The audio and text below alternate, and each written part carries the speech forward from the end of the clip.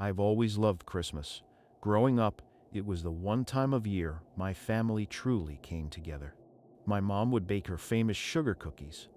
My dad would string up too many lights on the house, and my sister and I would stay up late whispering about what Santa might bring us. But last Christmas, I don't think I'll ever celebrate again. I had planned to spend Christmas with my parents, but a storm hit the week before and the roads were a mess.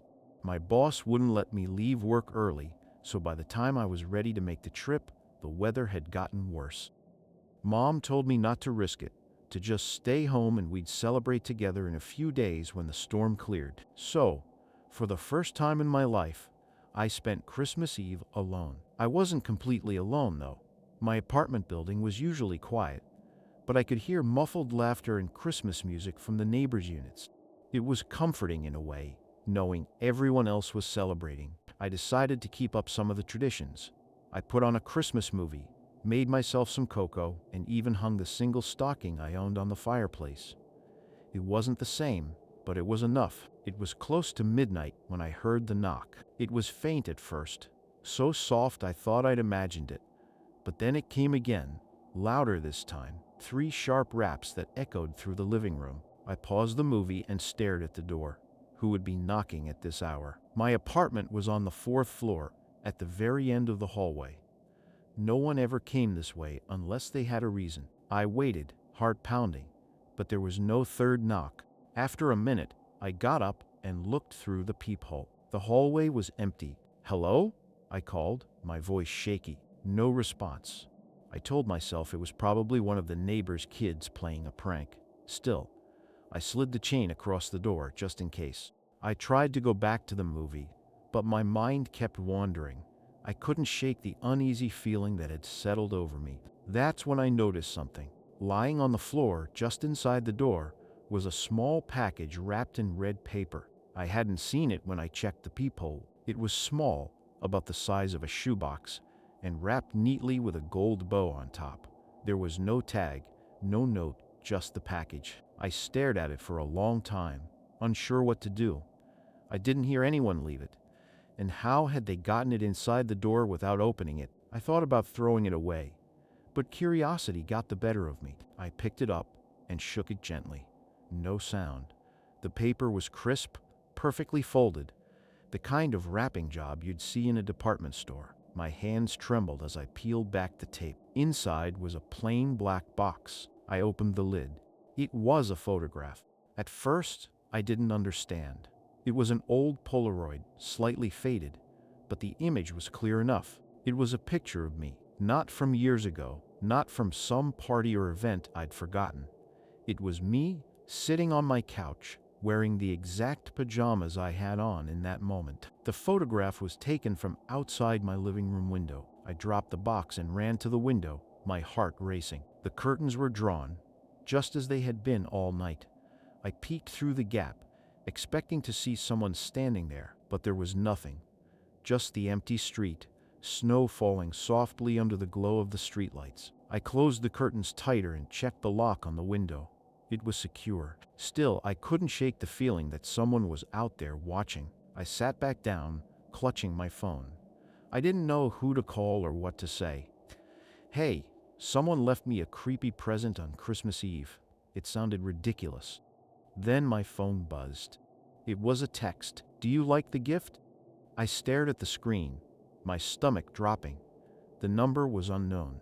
Before I could respond, another text came through. "Check the stocking." My eyes darted to the fireplace. The stocking I'd hung earlier was bulging slightly, as if something had been slipped inside. I didn't want to look. Every instinct told me to grab my keys and leave, but some sick part of me needed to know. I reached into the stocking and pulled out another photograph. This one was taken from inside my apartment. It showed me standing at the window, looking out into the street just moments ago. My breath came in short, panicked gasps. Someone was inside. I grabbed the knife from the kitchen and started checking every room, every closet, every corner. But the apartment was empty. The locks on the door and windows were intact. There was no sign of forced entry. And yet, someone had been here. I sat on the couch, knife in hand, trying to make sense of it all. That's when the final text came. Merry Christmas. It was accompanied by a photo. This one showed me, sitting on the couch, holding the knife, looking terrified. It had been taken just seconds ago. I don't remember much after that. The police said there was no sign of anyone else in the apartment, no fingerprints, no evidence. They chalked it up to a prank, some elaborate joke, but I know what I saw. I moved out the next day, sold everything I owned, changed my number, and haven't spent a Christmas alone since. But every year, when the snow starts to fall and the lights go up, I feel it. That same unease, that same sense of being watched. And sometimes when I'm lying in bed at night, I think I hear it. 3 soft knocks. I've always loved Christmas. There's something about the crisp air, the soft glow of string lights, and the smell of cinnamon wafting through the air that makes everything feel right. But last Christmas changed that for me. It changed everything. I live in a small town where the streets are quiet even during the day, but around Christmas, it feels like a scene out of a postcard. Snow blankets the ground, wreaths hang on every door, and kids sled down the hill near the church. It's the kind of place where nothing bad ever seems to happen. Or so I thought. This story isn't easy to tell. Even now, almost a year later, I can't fully explain what happened, but I'll try. It started with an invitation. A week before Christmas, my old college friend Daniel reached out. We hadn't spoken much since graduation, but he'd moved back to town recently and wanted to catch up. He invited me to a small gathering at his place on Christmas Eve. I wasn't sure about going. Spending Christmas Eve with my family was tradition, but Daniel had sounded so eager on the phone. He mentioned there'd only be a few people, and since it wasn't far from my parents' house, I figured I could stop by for an hour or two. I didn't know it then, but agreeing to go was the worst decision I've ever made. Daniel's house was on the edge of town, tucked away on a quiet street lined with bare trees. It looked warm and inviting, with a string of colored lights framing the porch and a Christmas tree glowing in the window. When I knocked, Daniel answered almost immediately, grinning ear to ear. He pulled me into a bear hug, then ushered me inside. The house smelled like pine and baked goods.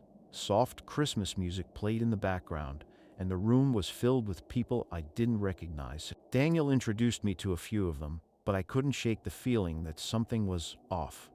It wasn't anything obvious, just small things. The way people glanced at me out of the corner of their eyes, or how their smiles seemed too forced, too practiced. I chalked it up to being out of practice with social gatherings. After all, it had been a while since I'd been around a crowd. The party was in full swing when Daniel pulled me aside. "Hey," he said, "I want to show you something." He led me down a narrow staircase into the basement. The walls were bare concrete, and the air was damp and cold. A single bulb hung from the ceiling, casting long shadows across the room. In the center of the basement was a table with a large box on it. "What is it?" I asked. Daniel smiled, but it didn't reach his eyes. An early Christmas gift. He opened the box to reveal an old wooden nutcracker, the kind with a painted face and a lever at the back. It was beautifully detailed, but also unsettling, with its wide, toothy grin and unblinking eyes. "Thanks, but why are you giving me this down here?" I asked, trying to keep my voice light. Daniel didn't answer. Instead, he picked up the nutcracker and held it out to me. "It's tradition," he said, his tone flat. I hesitated, but eventually took it.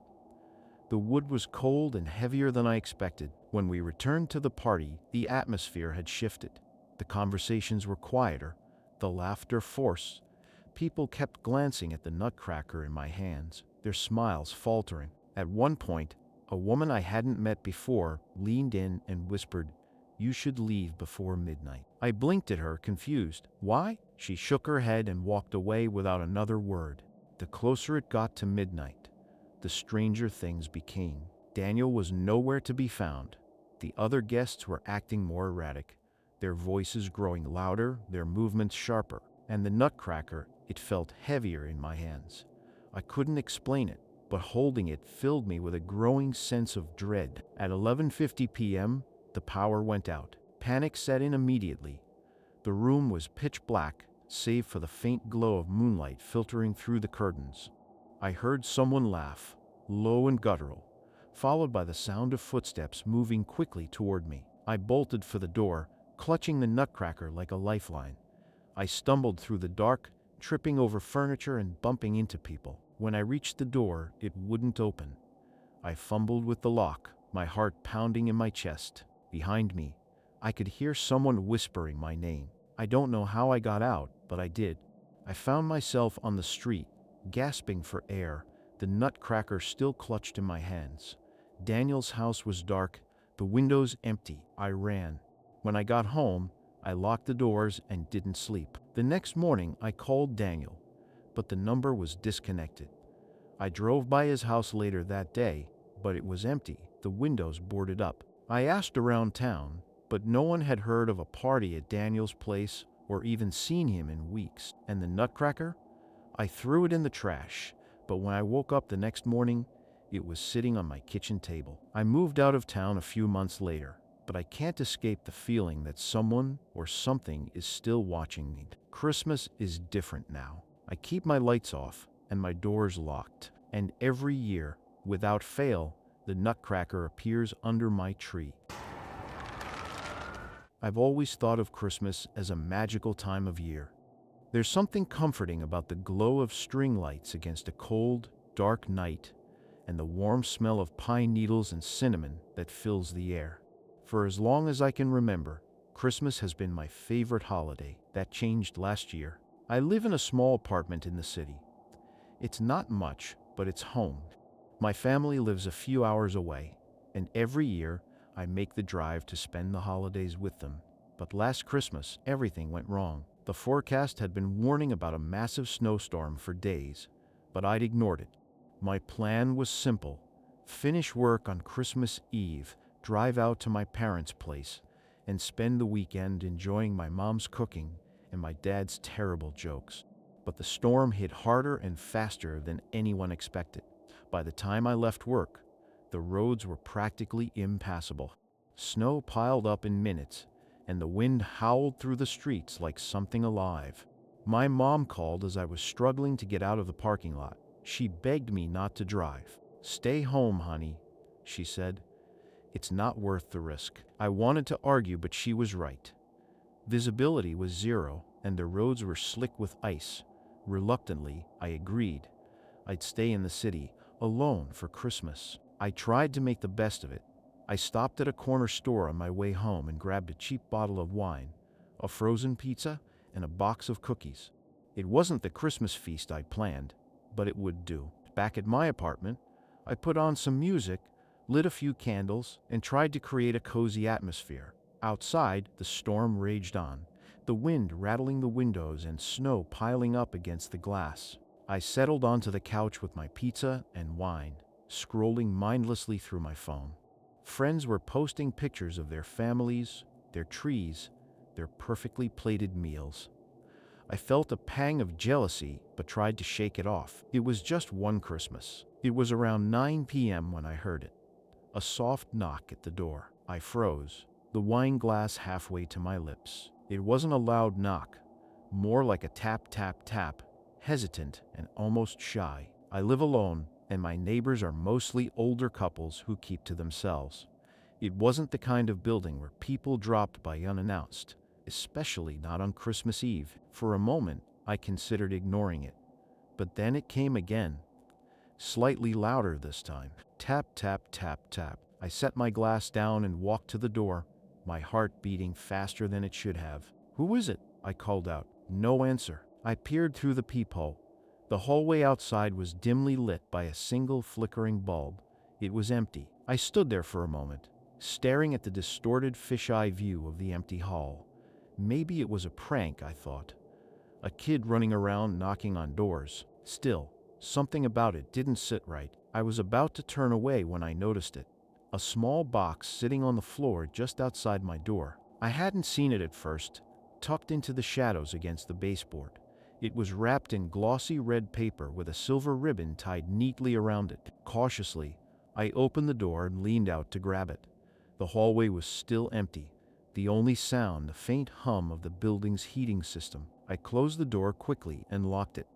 Back on the couch, I set the box on the coffee table and stared at it. There was no tag, no note, nothing to indicate who it was from. I hesitated, my fingers hovering over the ribbon. Something about the whole situation felt off, but curiosity got the better of me. Inside was a single Polaroid photo.